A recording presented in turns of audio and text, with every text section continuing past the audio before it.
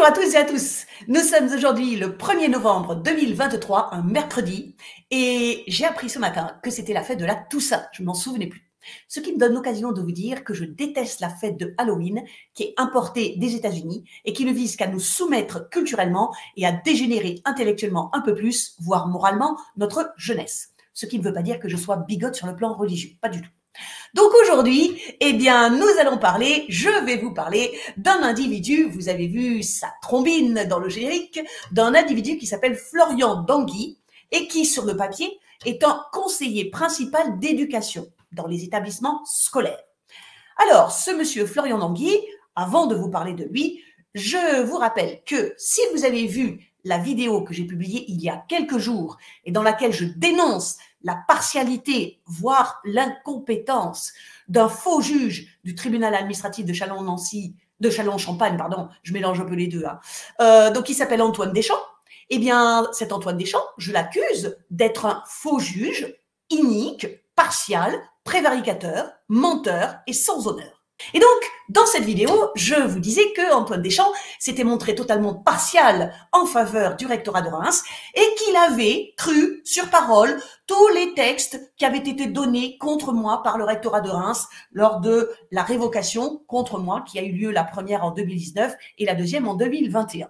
Donc Antoine Deschamps, tout ce que dit le rectorat de Reims, tout ce qu'écrit le rectorat de Reims, eh bien, il le croit sur parole, c'est vraiment la voix de son maître. Et donc, il ne met absolument pas en doute ce qui est écrit dans les mémoires du rectorat. Voilà. Mais je vais vous démontrer aujourd'hui, eh bien, que Antoine Deschamps a tort.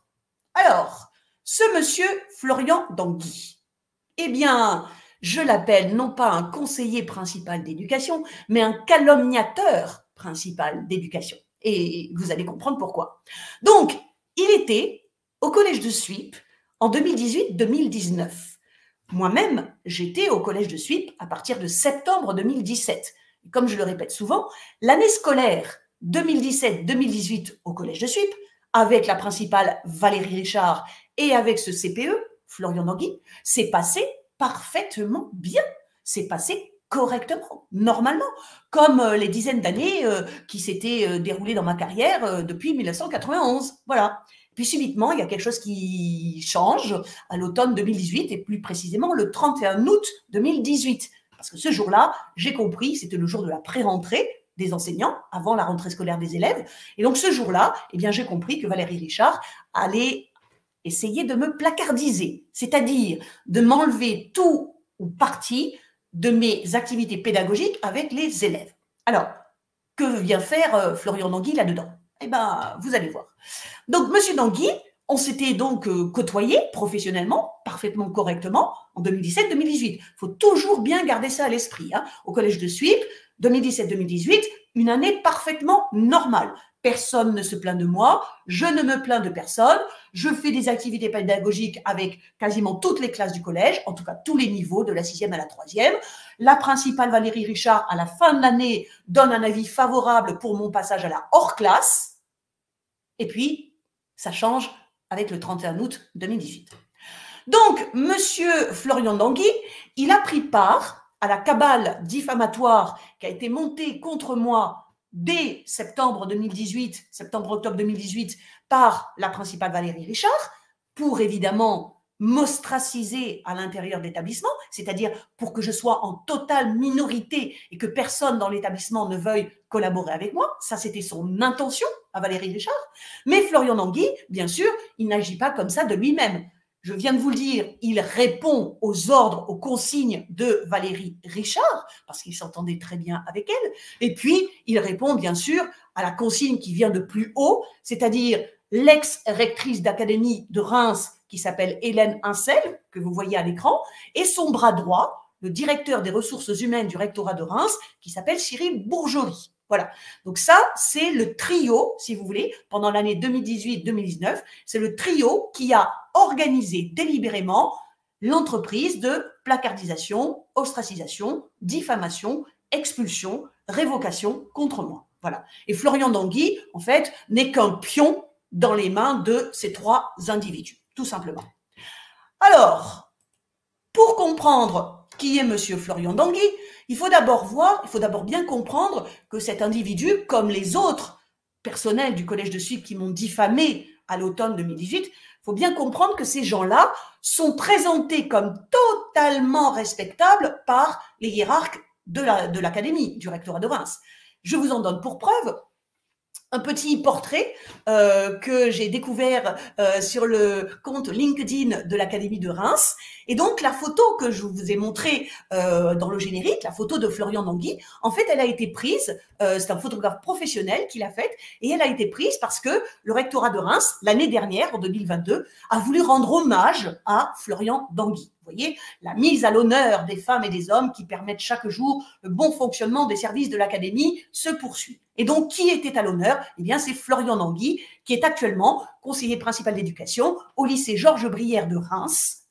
Donc ça, c'était en 2022, mais il l'est encore cette année. J'ai vérifié, évidemment. Et donc, que dit Monsieur Danguy dans ce petit portrait de lui? Il dit « Mon rôle est de mettre les élèves dans les meilleures conditions de réussite. Cela passe par de l'écoute, du soutien, le rappel des règles de vie. Je participe également au développement de la citoyenneté des élèves. » Eh bien, je vais vous démontrer dans cette vidéo comment M. Danguy considère l'apprentissage de la citoyenneté par les élèves. Et pour lui, cela consiste en l'apprentissage de la délation. Voilà. Alors, ça, je vous remets donc la belle trombine photographiée de Florian Danguy pour que vous, encore une fois, que vous ayez bien à l'esprit que cet individu a été récompensé de ses services en 2018-2019 au Collège de Suippes, qu'il a été bien récompensé par ses supérieurs hiérarchiques. J'allais dire un autre mot, mais il faut faire attention, il faut que je fasse attention à ce que je dis. Alors, Monsieur Florian Danguy, pour comprendre ce qu'il a fait contre moi en 2018-2019, il faut que je repasse par le dossier administratif qui a servi à me faire, entre guillemets, condamner au conseil de discipline de 2019, 21 mai 2019. Donc, ce dossier administratif, je vous en ai déjà beaucoup parlé. Je l'ai consulté pour la dernière fois moi-même le 13 février 2019 au rectorat de Reims et j'étais accompagnée de mon amie Vanessa Mottier-Curie qui a signé avec moi l'attestation de consultation. On est resté pendant 2h30, au moins 2h30 dans le bureau et il y avait en notre présence, il y avait un employé de la direction des ressources humaines du rectorat de Reims qui s'appelle Jérôme Jourdain. Conservez bien à l'esprit que la personne qui est responsable de la tenue de mon dossier de fonctionnaire d'État, c'est le DRH Cyril Bourgeois. Et donc, pendant ces 2h30 de consultation, on a remarqué avec Vanessa plusieurs anomalies et on les a évidemment notées dans l'attestation de consultation qui fait 4 pages. Et l'une de ces anomalies, la plus flagrante, c'était qu'il manquait une 30aine de pages dans mon dossier administratif. Et ça, c'est totalement anormal. S'il manque des pages dans un dossier administratif, c'est de la responsabilité, c'est une faute professionnelle. Et c'est la responsabilité du DRH, Cyril Bourgeois. Et quand on l'a fait remarquer le jour même, donc le 13 février 2019, quand on l'a fait remarquer avec mon amie Vanessa à monsieur Jérôme Jourdain, eh bien, il n'a pas pu expliquer l'absence de ces 30 pages. Il nous a dit « Ah oui, c'est vrai, on s'en est aperçu récemment et on va faire des vérifications. » Voilà. Sauf que par la suite, eh bien, les vérifications n'ont rien donné et mon dossier est toujours resté incomplet jusqu'à la date du conseil de discipline. Mais il y a un autre dossier qui a joué un rôle éminent dans le conseil de discipline du 21 mai 2019, c'est le dossier disciplinaire, c'est-à-dire le dossier qui contient toutes les pièces qui montrent que, oui, Madame Chassard est une abominable fauteuse de troubles. Madame Chassard, vraiment, met à mal tous les gens qui l'entourent, que ce soit les personnels du Collège de Suippes, que ce soit ses supérieurs hiérarchiques, que ce soit même les élèves avec qui elle a un comportement inadapté, que ce soit même certains parents. Madame Chassard, vraiment, c'est une enquiquineuse de première et donc il fallait absolument la virer de l'Éducation nationale. Donc tout ce que je vous dis là, c'est écrit dans les 229 pages de ce dossier. Donc, vous le voyez en photo, mais je vous le montre ici. Vous voyez, les 229 pages, c'est ça. Alors, ce dossier, eh bien, comme vous le voyez écrit, il m'a été caché pendant 8 mois. C'est-à-dire que la première, par la date chronologique, la première pièce de ce dossier remonte au 16 septembre 2018. Et ce dossier, mon avocate, Madame Laura, ne l'a eu en main que le 15 mai 2019. Donc, si vous comptez bien, entre septembre 2018 et mai 2019, cela fait 8 mois. Donc, ça veut dire que ce dossier, les 229 pages de ce dossier me sont restées cachées. Alors, en langage juridique, on dit « ont été soustraites à ma connaissance » pendant 8 mois. Ce qui est une violation caractérisée, premièrement, du principe du contradictoire et deuxièmement, du principe du respect des droits de la défense et troisièmement, de la loi sur le droit d'accès aux documents administratifs. Donc, ça veut dire que, en me cachant pendant 8 mois les 229 pages de ce dossier, le rectorat de Reims est déjà dans l'illégalité la plus complète. Mais bien sûr, le faux juge Antoine Deschamps au tribunal administratif de Châlons-en-Champagne n'en a cure. Ça veut dire qu'il n'en a rien à cirer. Voilà. Et donc, ce dossier de 229 pages, Madame Lerat, mon avocate, elle l'a eu le 15 mai 2019. C'est-à-dire qu'elle a reçu par voie postale 2 grosses enveloppes qui lui ont été adressées en courrier recommandé et qui venaient du rectorat de Reims. Et ce qu'elle a fait, Madame Lerat, entre le 15 mai et le 17 mai, elle a numérisé les 229 pages. Pourquoi? Eh bien, parce qu'il fallait qu'elle me les envoie, il fallait qu'elle les porte à ma connaissance. Or, mon avocate, Madame Lerat, elle travaille à Paris. Moi, je suis à Suippes. Ça fait à peu près 2 heures en voiture et 1 heure en train avec le TGV, n'est-ce pas? Donc, Madame Lerat a passé déjà 1 journée et demie à numériser ces documents et elle me les a fait parvenir par courriel le vendredi 17 mai, c'est-à-dire 4 jours avant le conseil de discipline qui était prévu le mardi 21 mai 2019. Donc, vous voyez déjà, là encore, le respect des droits de la défense. Je découvre par mail, le vendredi 17 mai au soir, je découvre 229 pages qui me tombent sur la tête comme un coup de massue. Voilà. Et dans ces 229 pages, il faut que vous sachiez, parce que là aussi c'est un scandale, que 70% de ces 229 pages, 70%, c'est-à-dire 160 pages, m'étaient totalement inconnues. Et ça, c'est encore une violation de la tenue des dossiers administratifs des fonctionnaires. Parce que, normalement, le dossier disciplinaire qui est constitué en vue de traduire une fonctionnaire devant un conseil de discipline, normalement, ce dossier contient des pièces qui sont déjà dans le dossier administratif. Vous voyez, le dossier administratif, c'est celui-ci. Voilà. Donc, normalement, quand le rectorat, la rectrice veut me traduire en conseil de discipline, ce qu'elle doit faire, c'est qu'elle prend des pièces qui sont dans ce dossier et qu'elle les met dans un dossier à part, un dossier spécial qui s'appelle le dossier disciplinaire. Ce qui veut dire que normalement, quand moi je reçois le dossier disciplinaire, normalement, je dois connaître toutes les pièces parce que normalement, j'ai déjà vu ces pièces dans mon dossier administratif.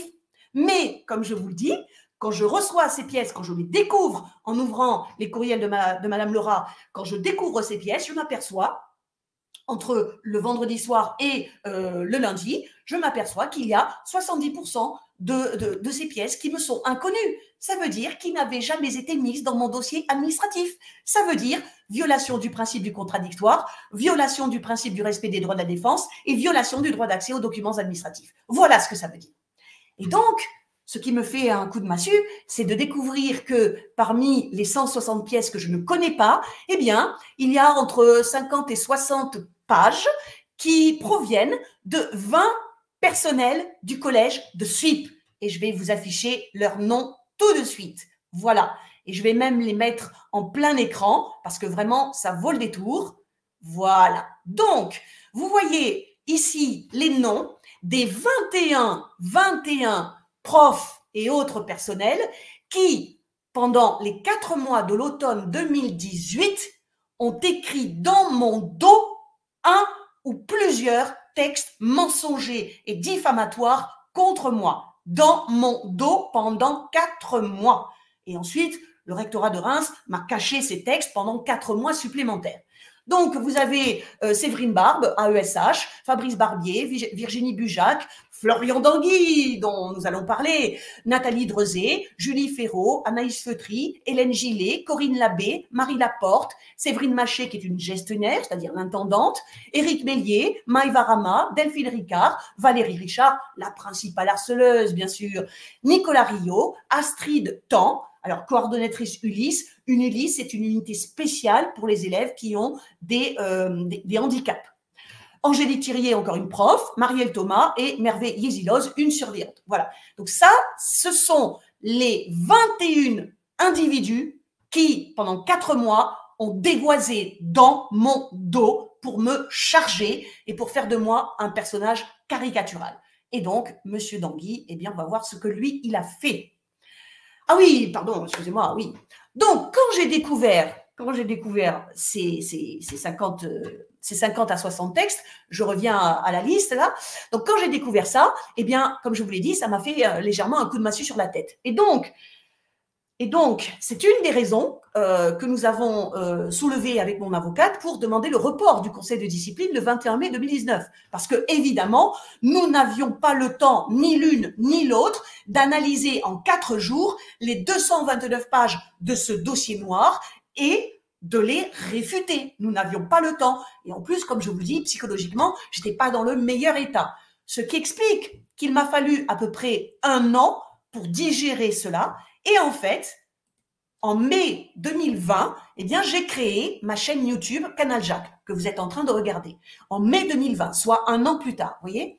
Et donc, à partir du mois de mai-juin, j'ai commencé à publier des vidéos sur ma chaîne YouTube pour expliquer le harcèlement moral horizontal et vertical que je subissais de la part du rectorat de Reims depuis 2016 et pour expliquer aussi comment je combattais. Parce que c'est très important de se dire que notre réaction face à un événement est aussi importante que l'événement lui-même. Donc, moi, je défends mes droits avec l'arme du droit. Donc, le 26 juin 2020, eh bien, j'ai publié une vidéo sur ma chaîne YouTube où j'ai montré à l'écran tous les textes mensongers et diffamatoires qui avaient été écrits par ces 21 individus. Je les ai montrés, j'ai montré le nom. Voilà, parce que évidemment, la meilleure façon de lutter contre le mensonge, c'est toujours de dire la vérité et d'exposer la vérité. Et le meilleur moyen de faire fuir les cafards, c'est de les mettre en pleine lumière. C'est évidemment une métaphore. Donc, qu'est-ce qui s'est passé après la publication de ma vidéo sur ma chaîne Canal Jacques? Eh bien, au mois de juillet, vous voyez, ça a commencé le 11 juillet, donc entre le 11 et le 28 juillet 2020, j'ai reçu de la part de YouTube des signalements de réclamation pour atteinte à la vie privée. Donc là, vous voyez, il y avait 4 vidéos qui étaient visées par ces réclamations. Et évidemment, j'ai tout de suite su de qui provenaient ces réclamations. Et évidemment, ces réclamations provenaient des profs dont j'avais exposé les textes. Ça veut dire que les profs qui ont réclamé auprès de YouTube n'assument absolument pas devoir publier leurs textes rédigés contre moi dans mon dos. Il faut bien comprendre ça, il faut bien le garder présent à l'esprit. Donc YouTube m'informe qu'il y a des réclamations concernant ces vidéos. Et moi, je réponds bien sûr toujours, je réponds que dans les vidéos pour lesquelles il y a eu une réclamation, eh bien, il n'y a aucune information confidentielle relative à la vie privée des personnes.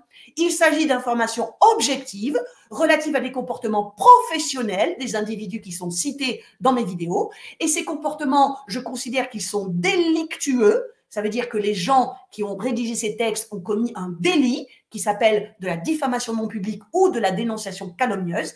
Et donc, ces comportements délictueux de la part des 21 individus dont je vous ai montré les noms, j'ai porté plainte contre ces individus. Voilà, parce que ces actes m'ont causé un préjudice. Et en plus, j'explique à YouTube que les personnes, tous les individus que je cite dans mes vidéos, je les ai personnellement informés par courriel que j'avais déposé plainte contre ces individus pour dénonciation calomnieuse. Donc, je ne fais pas, encore une fois, moi je ne fais rien dans le dos des gens. Moi, je fais tout par devant et en toute transparence. Donc, je conclus en disant que l'information que je donne au public sur mes plaintes pénales est parfaitement légitime et parfaitement régulière. Mais la réponse de YouTube a été de bloquer 4 vidéos. Voilà. Donc, à partir du 22 juillet, vous voyez, YouTube a bloqué 4 de mes vidéos. Alors, évidemment, vous me connaissez un peu maintenant, j'espère. Donc, j'ai riposté immédiatement à YouTube et j'ai écrit que je reprenais mon argumentation, si vous voulez. Donc, mes vidéos mentionnent le nom de personnes contre qui j'ai porté plainte officiellement. Ces plaintes étaient à l'époque en instance. Le nom des personnes qui font l'objet de mes plaintes n'est pas une information privée, mais c'est une information publique. Toutes ces personnes ont été informées par moi du fait que je déposais plainte. Toutes ces personnes connaissaient la première vidéo que j'avais publiée sur ma chaîne YouTube, et cette vidéo, elle est toujours là, elle n'a jamais subi de réclamation. C'est ma liberté d'expression que d'informer le public concernant les délits que j'estime venir de la part d'individus dans le cadre professionnel.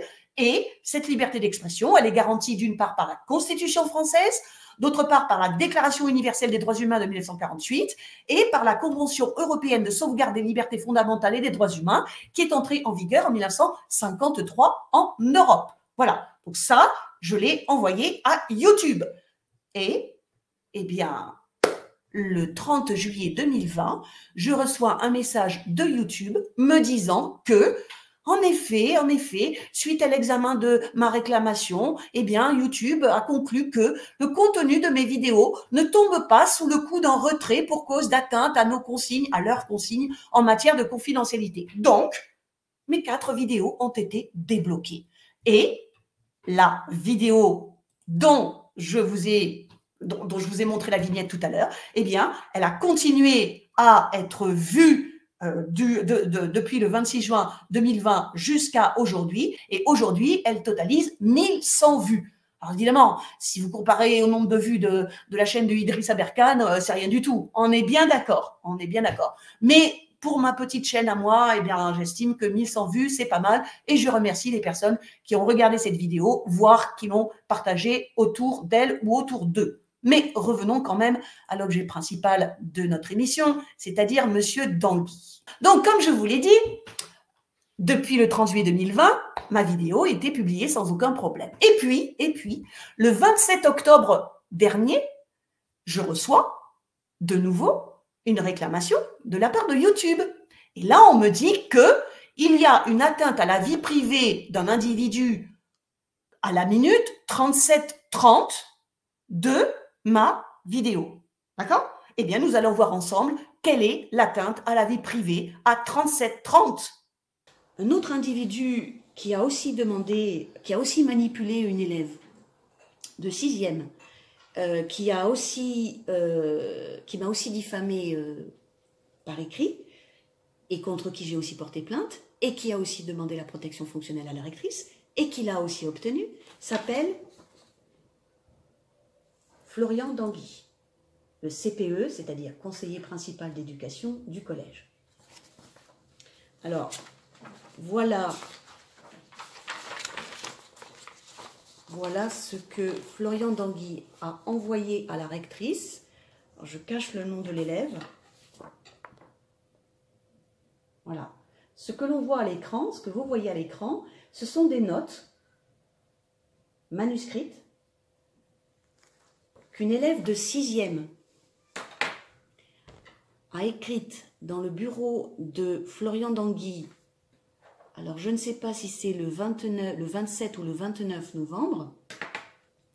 Florian Dangui, ce jour-là, a convoqué dans son bureau cette petite élève de 6e, sans l'accord de sa mère, qui travaille dans le collège, sans m'en avoir parlé à moi-même auparavant.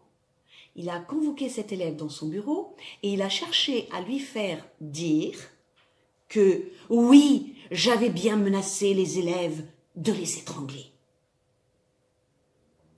Et la gamine, qui était totalement seule avec Florian Dangui, le CPE, la gamine a écrit quelques notes, elle ne les a pas signées, et le CPE a gardé ça comme preuve, et il a mis un tampon.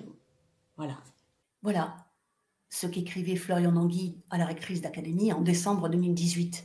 Alors j'espère, surtout si vous êtes des parents, que vous avez été quelque peu choqués par le contenu de ce courrier et surtout par la manipulation que Florian Tanguy a faite de cette petite élève de 6e, dois-je le répéter, dans mon dos.